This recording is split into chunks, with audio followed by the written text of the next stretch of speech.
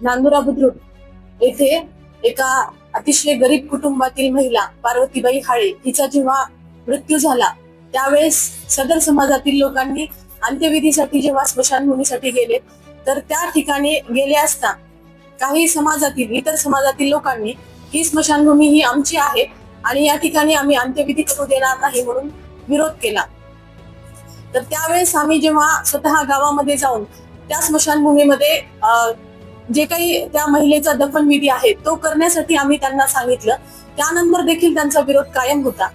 मग त्यावर तोडगा म्हणून आम्ही शासकीय जागा जी लगत होती त्या स्मशानभूमीच्या बाजूला तर त्या ठिकाणी सदर महिलेचा अंत्यविधी करावा असं त्यांना सांगितलं।